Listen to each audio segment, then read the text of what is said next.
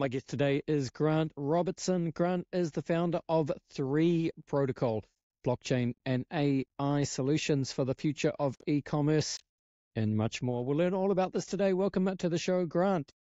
Morning, Andy. Well, morning here, evening to you. How are things going?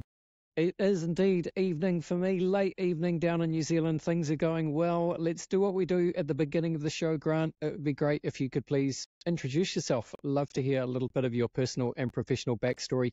Yeah, what have you been doing in the lead up to founding 3 Protocol? Yeah, of course. So my name's Grant Robertson, co-founder here at 3 Protocol. I have been part of the Web3 space since 2021 and got introduced by my co-founder, actually, Louis. We actually met on an antenatal course for when our partners were pregnant with our first kids.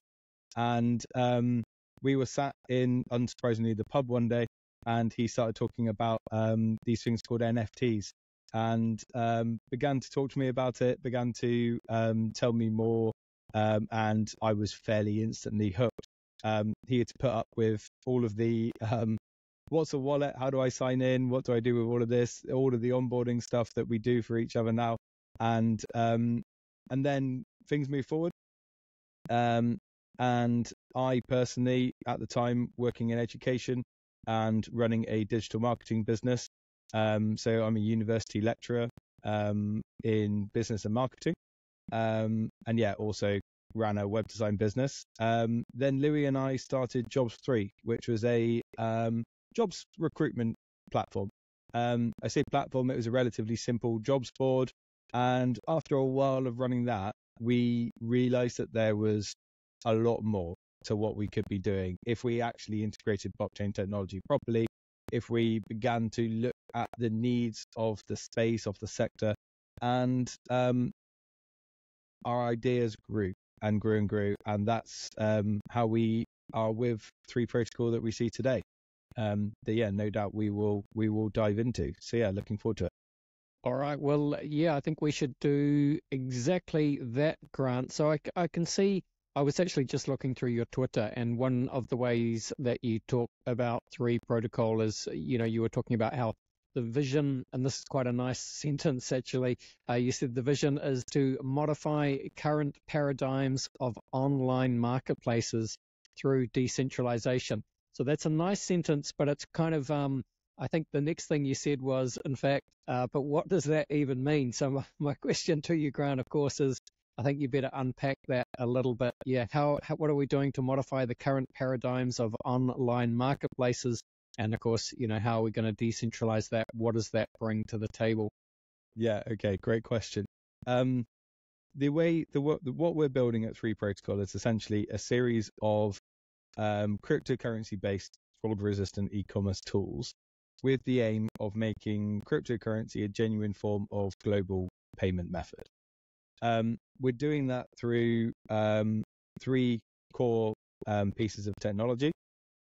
What we call our ZKI3s, which we have coined as a term because they're ZK-based digital IDs. And these are a decentralized form of digital ID, which means that people are able to build an on-chain reputation without the need for typical biometric KYC. So they don't need their driver's license, they don't need a passport, they don't even need a bank account. But they are able to build up an on-chain reputation based on the transactions they have with other users. How do those transactions happen? Well, they happen through our tri-proof smart contract, which acts sort of like an escrow system where 2 parties will engage in a transaction with each other. They both act as signatures on it alongside a third signature, which is our decentralized AI-based DAO, so our decentralized AI organization. And if everything goes well, both parties sign, funds that are held in escrow in the smart contract are released, and everyone is paid, which is one of the main barriers, we think, to cryptocurrency being used as a genuine form of payment for lots of retailers around the world. I've said this a few times recently, it feels a bit like a duel. Like, who shoots first in a crypto-based transaction? Do you send the assets to me, or do I send the crypto to you? Both of us based on crypto being anonymous. We just see a private key, we just see a wallet. Both of us then suddenly could just disappear. And that leads to a funny feeling around the space. People aren't quite trusting. People always sort of keep people at arm's length. And this sort of tri-proof system allows people to transact in a way where they know that they have some element of security and protection. And then, Yep. I'm sorry, I'm going on. Please continue. My mistake. Keep going, Grant. Keep going. The final element, which are before we can carry on, is our neural network AI, and this is where we think there'll be a massive impact for especially e-commerce stores. Essentially, it's shifting users from having to search in keywords and getting relatively average results most of the time. You might get lucky, you might not, to prompt-based searching, much like the prompts that you put into ChatGPT or into Claude or into any of the other sort of language models, so that you can expand on your searches. And because it's AI-based, because the neural network interrogates all of the user profiles, product profiles, reviews, you get a far more efficient and detailed set of results alongside a justification of why that's been selected. So yeah. Got it. Yep. Okay. A lot going on there, Grant. So yeah, just to I guess start at the beginning. Also, you talked about how you want to kind of make it possible, I guess, for all the different people around the world that are maybe in areas where they have less access to, I guess, the financial system. So people that are debanked or less banked or unbanked, however you want to describe that. So the idea is to kind of give them the opportunity to participate in these online marketplaces.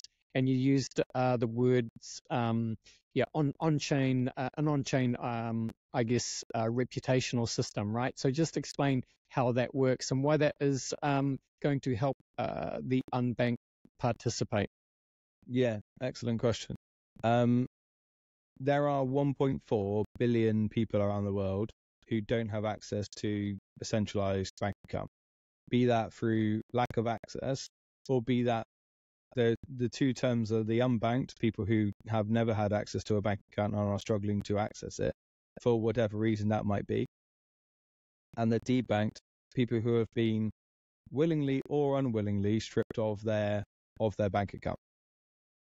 Now, these people are therefore essentially removed from digital commerce. Without a means of payment that's easily accessible to them, they can't participate in that system. They certainly can't earn in that system. And so by creating ZKI3s, which are our way of allowing people to build a reputation online, that essentially acts as, it replaces the need for that centralized ID, replaces the need for a centralized bank account, because they can simply use a cryptocurrency wallet. And that means that they can go onto platforms like Jobs3, which is our first sort of decentralized marketplace that we're building, and create a profile, link to their wallet, link to their ZKI3, and then they can begin to start earning. And then within the rest of the crypto ecosystem and the other marketplaces we're going to be building in the future, they can then spend that crypto as well. So they don't need to have that centralized ID. They don't need to have a bank account as such. And so is the idea that all these different marketplaces, they could effectively be a marketplace for anything, but one of the first ones is Jobs3, that is like a marketplace for, I guess if it's like a Fiverr or task, whatever kind of digital task or writing, graphic design, that kind of thing. You could match clients and freelancers via Jobs3. That's the idea. Yeah, absolutely. Would you like to come and sell it for us? That was ideal. Yeah, precisely that. So we have been described as a decentralized Fiverr, a decentralized Upwork. The concept behind it is in our first release, which is coming very shortly indeed, you'll either be able to sign up as a client or as a freelancer, and both parties will be able to post gigs as clients, I guess it's sort of like posting a bounty and then freelancers apply to it. As freelancers, you're sort of setting up your storefront, saying a bit like Fiverr, saying this is what I'm looking for, this is what I need, this is what I'm offering, sorry, and clients can come and approach you. That's jobs free. And then beyond, we're looking at other sort of marketplaces. So one of which is an RWA-based marketplace. So people will be able to purchase and sell real-world assets and goods with each other, much like you would eBay. And then our longer-term vision, we're looking at versions of Uber, versions of food delivery, and vehicle purchasing as well. So that's sort of further into our roadmap. And that comes with its own interesting set of challenges, because obviously we are pushing privacy. We like the idea of people being able to maintain anonymity. And when you begin to start dealing with real world assets, and notably like cars and so on, and food delivery, that brings up some interesting challenges that we continue to work on. No doubt. I'm sure there'll be a series of interesting and unusual challenges along the way, Grant. You'll be all too aware of that. I saw that you mentioned before the use of AI, and I can see that in terms of Jobs 3, you were talking about, again, it's like a nice language, the procurement, a matching neural network AI is live on Jobs 3. So just explain how that what is the differentiation there? I think it's something to do with the keyword searches that you were talking about before. Explain that to me again so I get it. Yeah, of course, that's no problem. So yeah, I actually posted a video about this last night from my my personal Twitter, and I was testing the AI in action. And essentially, from a Jobs 3 point of view, the way that I tested it was I was a client and I was searching for a particular type of freelancer. Now, I had more specific requirements. So I could just go into Fiverr, front-end developer, and hit enter and cross my fingers and hope that I'm going to find the right type of person. But I had more specific requests than that. So I typed in, I'm looking for a front-end developer with experience to develop my website. Ideally, they would have experience using React. Hit enter in the neural network AI, and it thought for a couple of seconds and then delivered me 3 freelancers. They had sifted from the wider pool. And then, importantly, it added a justification as to why it had selected them. So that means that rather than having to sift through lots and lots of profiles and do that research myself, the AI has been able to deliver it for me. And of course, then I can look into their profiles, I can reach out to them, I can message them, I can get to know them and find out there. And it said this freelancer has years of experience using React. They've used it to build these type of things. So you can view them in their portfolio, which is on Jobs 3. And it makes me feel far more confident about working with them. Then, excuse me, in the video, I then decided to look for some freelancer gigs. I said, also, I need an AMA host, and hit enter. And it presented me with 5, I think, different options of different styles of AMA, different AMA hosts, which I could then reach out to and contact from there. So that's the way that it's going to interact with on Jobs 3. It then expands into other marketplaces, and we can see it sort of connecting people in lots of different ways. One of the future use cases, especially on the product-based marketplace, is that people will be able to, using our CNN, which is one of the neural network elements, is they'll be able to take a photo of something. Let's say this particularly fetching cat in space with a burger mug. I saw that, a friend liked it, they take a picture of it, they upload that to Jobs 3, and Jobs 3 will scour the database using our AA to see the closest match to that as possible, and then allow you to purchase it. Got it. Very well explained. Thank you, Grant. Look, you were talking earlier about the unusual challenges that are involved with projects like this. One of the challenges, of course, with any blockchain project is it's really attracting users, right? Chicken and egg problem. So how do you go about yeah, I guess like incentivizing new users to look at something like what you guys are building with 3 Protocol. Yeah, user acquisition is certainly one of the it's sort of it's a major challenge, but it's a really exciting one because it's the whole purpose. It's one of the main purposes of what we're doing. We're building this thing, and now we want people to come. And it's certainly not like a field of dreams scenario where if you build it they will come. It's something that's going to require work. And so from a client-based side of things, a lot of that initially will be networking and connecting with other project leaders, beginning to build people on, and then that will begin to spread through word of mouth as well.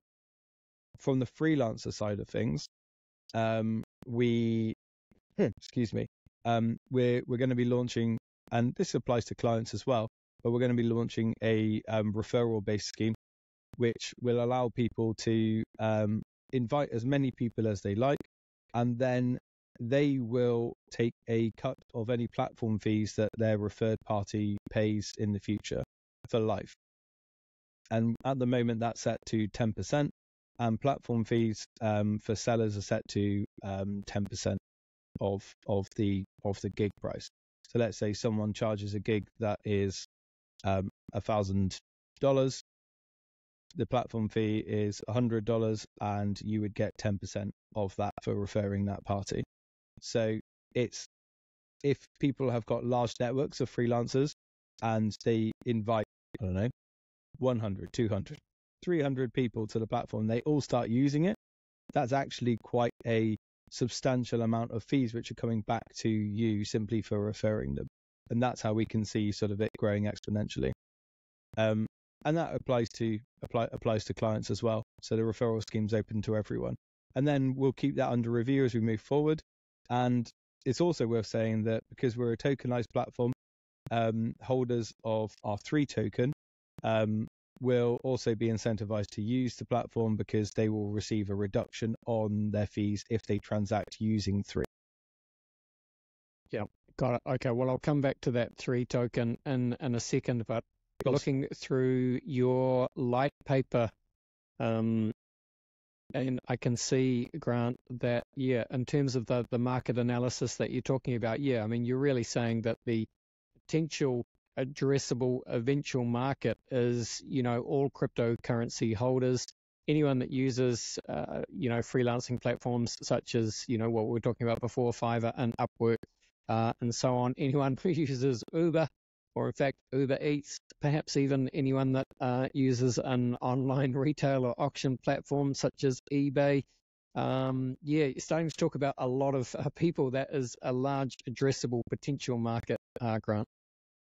Yes, you're not wrong. And the market analysis was essentially to show how big the pie was, and give us an idea of what a relatively small potential slice of that could be. Now, it's important to say that while we've analyzed these markets, and I think it's the likes of like eBay has over 100 million users. I think it's like 135 million users. The e-commerce marketplace valuation was at something like $21 trillion. Now, we're by no means saying that we're going to replace a $21 trillion industry. What we are doing is offering a decentralized alternative for people who want to stay within that space and want to transact within that space. And that's a growing number of people. There is a growing section of society who wants to put some distance between themselves and the centralized system, who wants to be the custodians of their own funds. They don't want to rely on banks. They don't want to rely on governmental systems. And so what we are doing is offering a decentralized alternative. So yes, there will certainly be some onboarding of people from Web 2 into Web 3 through that, and education is going to be a large part of that for us. But we're rather than directly competing, we're offering an alternative. Yes, that makes perfect sense. Thank you, Grant. And of course, at the heart of the system will be the three tokens. So maybe just talk us through anything that's, especially relevant in terms of the three token, its purposes, tokenomics, use cases, anything like that. Yeah, absolutely. So three is going to be one of the primary currencies of our platforms. At the moment, it's an ERC20 token. We went through TGE back in April. Token has sort of followed the market recently, but we've actually sort of held relatively well. We're in a good spot with where it is, and we've got a good collection, of holders. The use cases of it, because we're a utility token, is that it will be one of the primary transacting tokens of each of these marketplaces. So anyone, as I alluded to earlier, anyone who transacts using three will see a reduction in fees. You'll also be able to use three to gain access to our decentralized AI organization, a seat on our DAO essentially. And that allows you to then be part of the dispute system. So if there are ever any issues between people transacting, it gets raised to a dispute, it gets raised to the DAO, and then you will earn a percentage of the fees for managing that dispute. Alongside that, we also have a very attractive staking platform. That's currently through UNCX. And at the moment, the APY is sat, I believe, at just over 30%. And we've got something around the region of 3 million three tokens currently staked. And that allows people to earn essentially a passive form of income through three. That's our initial use cases for three. And then it will grow. So one thing I've not mentioned yet is 3Pay, which is our payment gateway solution, where we are wrapping up some of the technology like the ZKI3 and the try-proof smart contracts to allow people to transact in three and in other tokens wherever you see the likes of Google Pay, Apple Pay. The aim is to then you'll also see 3Pay, which through on-ramping and off-ramping, you'll be able to pay in crypto if you want to, and the retailer will be able to receive fiat. Same way as that if someone wants to receive fiat and you're a retailer who wants to transact in crypto, they can pay in fiat, you can receive cryptocurrency. And three will be a major part of that. We are in talks at the moment with some card providers. I'm not going to go into too many details yet because it's a bit too alpha-y for me to share. But that's going to be a major benefit to three holders as well. Got it. Okay, well, we'll look forward to hearing more about that in due course, Grant. I can see that you were incubated by Tectum. I'm not familiar with Tectum. Who's that? Yeah, so Tectum are a layer one blockchain. They have they're essentially an incredibly fast blockchain. So they are able to transact millions of transactions per second. And they were attractive to us for one of those reasons, because we knew that for the scalability of our solution, to get to the level that we want to, we're aware that there are going to be a lot of transactions. What you don't want is someone stood in the shop, chooses to use 3Pay, and is then stood there waiting for a transaction to complete on the blockchain. We want that to be a quick process, and that was one of the attractive elements to it. We have some advisors who previously used to work at Tectum who have since parted ways, but maintain as our advisors. And that's sort of the nature of the relationship. Very nice. Thank you, Grant. Just shifting gears slightly, you said, I think at the top of the show, that you are a lecturer in digital marketing. That's what you said? It's a bit of a mix. I'm a lecturer in business and marketing at a university here in the UK, just outside of Bristol, actually, which is home. And then I was founder and CEO of a digital marketing business. That's it. So you're still a lecturer today? Yeah, so unsurprisingly, I've actually taken this term on sabbatical, Yep. because as everyone well knows, I'm a bit busy right now. Yes. And I'll review where we're at in the new year. So I lecture at different levels. So undergraduate, introduction to the principles of marketing, understanding the principles of marketing, and then year two, so the second year is marketing planning and practice, and then I run and manage a master's level module on web design. And Well, go ahead. the reason I ask, Grant, is because it's a fascinating time for so many different industries, but certainly, marketing and maybe even especially so, digital marketing, but so much of marketing these days is effectively digital because that's where we live. But I just wonder, how do you go about, but in a fast changing world, do the kind of the broader core principles of marketing stay the same, or are they constantly updating, or is there a bit of both, or is that just a strange question indeed, Grant? No. That's a fascinating question. So it's funny because actually it's almost like a bit of a Jekyll and Hyde sort of world at the moment that I live in. So Web3, as we know fully, things change incredibly quickly, and you have to change your tactics at the drop of a hat. There's often a lot of guerrilla style marketing. There's an awful lot of paid style marketing. And we do a lot of things like AMAs and come on to podcasts and the likes of that to sort of grow our exposure. And then when I shift back into Web 2 world and I'm in an educational fashion, we have certain amounts of theory and standard practice curriculum wise that we have to deliver for the students to get a baseline understanding of it. And some of that, since I'm more integrated into Web3, is somewhat archaic. Like the university has quite a strong feeling about the use of AI, for instance, and that's a fascinating opposite to what my feelings are on it.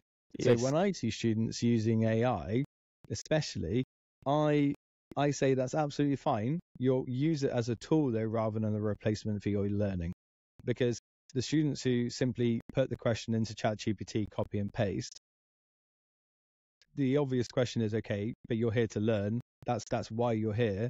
You're not here just to get a piece of paper that says you've got a degree on it, because otherwise you're never going to get a job that you want to without actually being able to apply that learning. Mm. And so what did you actually learn through doing that? Learn that we could work quickly, fine, but no knowledge actually went in. Whereas if you're asking someone to use AI and they are using it for research purposes, they're using it to sort of prompt ideas in their heads, that's how we should be using it in an educational way. Yeah, I could not agree more, Grant. I think it's very foolish and short-sighted of schools and universities just to try and ban the use of AI Exactly. outright. It's a ridiculous thing to do. But I also am fascinated by the idea. Maybe this isn't the best example, but there's a lot of older kind of books that are kind of classics. I can't think of any advertising ones off the top of my head, but even like a book like How to Win Friends and Influence People, something like that, which is an archaic book, to use a word that you used, Grant. But at the same time, those kind of timeless principles, they do still apply, especially in kind of human to human relationships. And I think things like that will just become even more valuable in a kind of digital AI driven world. Yeah, I couldn't agree with you more. So one of the things about working in Web3 is that lots of things are through Telegram, lots of things are through X. Very few conversations actually happen on through voice, and actually those ones that do happen are almost exclusively camera off. And so it can feel like quite an insular world, and almost like you are just talking to other computers in the space sometimes. And I think being able to leverage those people skills is important, because naturally, when you're just talking in text, people get shorter, people get blunter, and people sort of there is not necessarily a lack, but it's just not prioritized. That those people skills, that small talk in lots of conversations, especially from a business point of view. I think that's because the space moves so quickly. People want to get things done, and I'm certainly someone who transacts like that in the space. But I think there certainly is space for people to remind themselves of those principles, remind themselves of that. And I mean, I saw on social media the other day, there's a book which is The Courage to Be Disliked, which has gone, I think that book's been around for something like 10 to 15 years now, but has suddenly gone sort of viral because there is a whole group of people who are panicked because I guess it's the impact of social media. I guess it's the impact of the world we live in. They want everyone to like them at all times. And that's an incredibly stressful place to be, and exhausting, and especially in Web3, impossible. And therefore, I can see why books like that are old but have good principles are gaining popularity again. Yep, very much agree. Thank you, Grant. All right, well, let's just bring it back to 3 Protocol as we start to finish up this part of the podcast. Grant, just anything you can share in terms of, the product rollout, the roadmap, anything like that. And of course, for people that are interested in learning more about the wonderful world of decentralized marketplaces that you are building, what is the best way for people to get involved? What should they do? Where should they go? Yeah, of course. So recently, actually, we underwent a bit of a rebrand, and people will be able to find us on, I say rebrand, we changed our logo, changed our styling. We remain 3 Protocol, and people can find us on X. We are just at 3 Protocol. Also, we have a burgeoning Telegram community. You can find us on Telegram as well, /3 Protocol. And also our shiny new website, which we're very proud of. It explains 3 Protocol in an incredibly simple way, and that is 3protocol.ai. As for the future, alongside our recent rebrand, we launched a brand new roadmap. I say brand new, it's more of an updated version, a V2 of our roadmap, because we've added quite a lot into it because, it wasn't ambitious enough. We already have a lot on there, but we wanted to get a bit more granular to show the community sort of the bits that were coming. So we've got things like a bit of a rebrand of Jobs 3 to go. We're attending some live events. Next month, Louis, my co-founder, and I, we're off to an event in London. We'll begin to release some specifications. We're going to start doing devlogs. We're going to start doing more videos from myself and the team. We'll announce specific details like our 3-pay on-ramp and off-ramp. We'll begin to release some teasers. And then as we get into 2025, we'll begin to talk about our future marketplaces. And we'll begin to talk about how we can white label elements of it as well. And notably, one bit which I missed, which is quite important, is Q4 looking at our bridge to Solana, because at the moment we are the token is purely on ERC20, Ethereum based, and we're going to be bridging that to Solana as well. Got it. All right. Thank you so much, Grant. Links, of course, are in the show notes as well, people. But again, just 3protocol.ai for the website there. Grant, it's time to close out the show, and we do that, of course, by running you through the very famous Crypto Conversation hot take round. Are you up for it? I'm absolutely up for it. Excellent, Grant. I'm just going to run some questions at you. I just want you to give me your honest, rapid fire, hot take style answers, is how we like to do it. Question 1 for you is, where would you say that you sit on the Bitcoin maximalist to multi-chain opportunist spectrum? I am definitely on the multi-chain element. I think that I'm a massive fan of the altcoins. I love seeing what all of these projects are able to deliver and what each of their tokens can deliver. not least because that we're part of it. But all of our partner projects, yeah, love to see where we're at. Fair enough. Love to see it. All right. Well, what would you say then, Grant, is your firmest conviction, crypto opinion?